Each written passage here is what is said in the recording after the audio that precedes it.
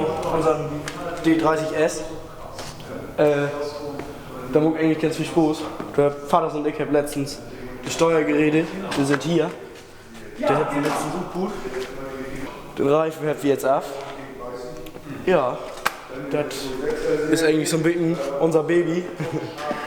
Wir haben noch einen anderen. Auf den Träger habe ich vorne leert. Das Besondere an dem Träger ist, der ist schön klein und kompakt und das ist ein schön Lütten Knutschkugelträger. Den kann man sich verlieben. Und das ist ein Lütten raus.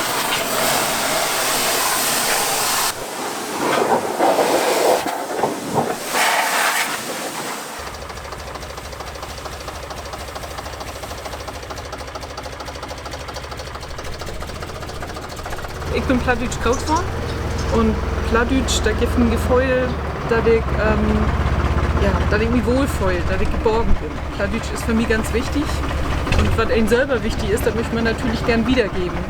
Dass das hier immer Heimat sozusagen ist und man so ein bisschen zusammengehört und ja, man wird nie das total, man freut sich, findet man nie die Freunde und das verändert sich alles mal an sich.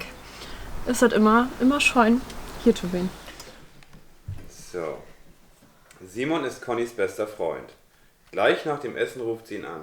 Sie fragt, ob er morgen nach der Schule mit ihr Pizza backen kann. Also ich bin zwar Hochdeutsch aufgewachsen, aber Theresa zieht Stella Plattdeutsch und das finde ich einfach gut. Das ist für die Entwicklung klasse und auch dafür, dass sie später andere Sprachen noch schneller lernt. Kannst du mit Papi lernen vielleicht? Ne? Ja. Ja.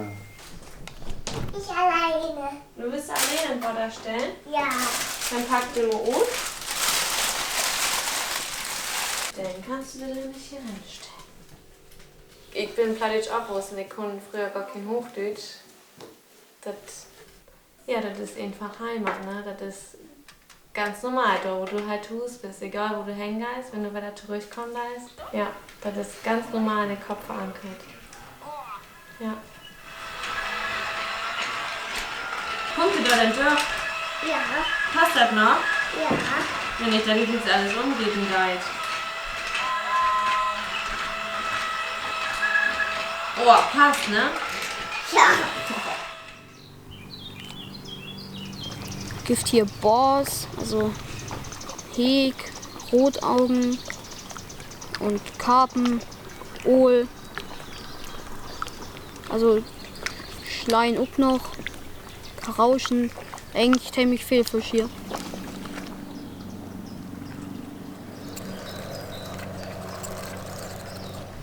Ich habe eigentlich von meiner Geburt auf an als Plattschnack. Oh, geil, Alben. Und dann, wenn ich in den Kindergarten komme und wie du alle Hauch geschnackt habe ich auch Hauch geschnackt und dann auch der Hus Hauch geschnackt. Aber nur mag ich einfach, dass es auch cool ist, wenn man mit seiner Familie Plattdeutsch schnackt. Einen dicken Heg. Mhm, das ist und nun schnacke ich die ganze Zeit eben Plattdeutsch.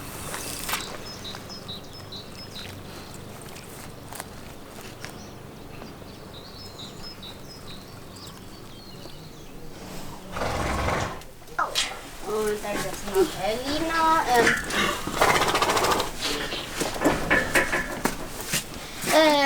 Das sind alles alte Namen.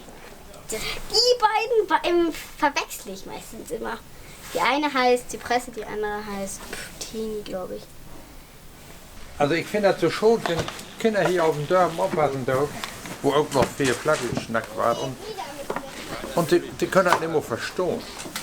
Dass sie das nicht schnacken könnt oder wollt, weil sie da auch keine Gelegenheit habt, das zu lernen, das ist dann in Ordnung. Aber verstehen sollt ihr das auch gern. Er hat damals, als uns Kinder laut werden, habe ich gedacht, mit dem plattdeutschen Spruch, das ist ein bisschen kompliziert. Da habe ich gesagt, naja, die sollte man Hochdeutsch schnacken, dann kommst du in die Show, da geht du mit recht. Da wie im Rückblick weiß ich, ist das nicht richtig wen. Naja, eigentlich ist das so in die Wiege gelegt.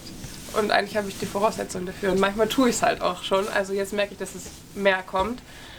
Ich glaube, vielleicht auch so, als ich noch jünger war, dachte man so, okay, das ist nicht cool oder so. Aber jetzt mittlerweile denke ich so, ja, nee, das ist cool. Also Das geht am besten, wenn wohin dabei steht und da kommt einer schnackt Plattdeutsch, dann auch mal Antwort zu den auch, die gar nicht kennt sind und dann Antwort zu einem mal auch in Plattdeutsch. Dann denkst du, hier kann ich das so singen. Oder man denkt gar nicht nach, ich weiß das auch nicht. Kann ich auch gar nicht so denken. Aber das ist dann eben so.